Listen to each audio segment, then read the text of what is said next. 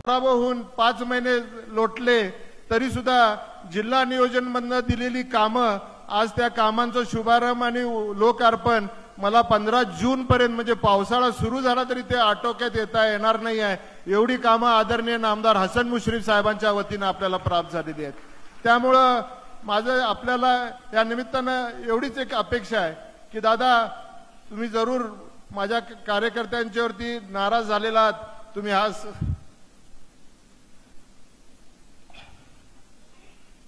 फेटा सुद्धा बांधून घेतला नाही, माझ्या आमदाराचा पराभव तुम्ही केलात, हा खंत तुम्हाला तुमच्या मनामध्ये राहिल्यामुळे तुम्ही फेटा सुद्धा आज स्वीकारला नाही। पण दादा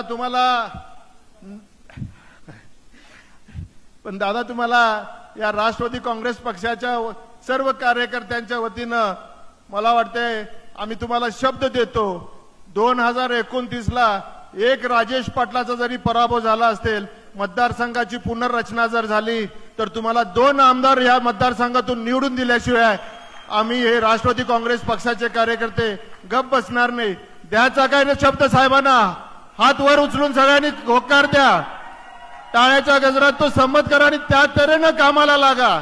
येणाऱ्या सर्व जिल्हा परिषद, पंचायत समिती, ग्रामपंचायती या सर्व राष्ट्रवादी काँग्रेस पक्षाच्या आधिपत्याखाली तुम्ही सर्वांनी आणल्या पाहिजेत। अशा तऱ्हेची कामगिरी करून अजितदादांना दाखवा, मगच कुठेतरी तुम्हाला आणि मला अधिकार राहणार आहे की या मतदारसंघासाठी काहीतरी द्या म्हणून सांगण्याचं, कुठेतरी मला तिथं तोंड दाखवण्याची माझी पात्रता तुम्ही ठेवणार आहात।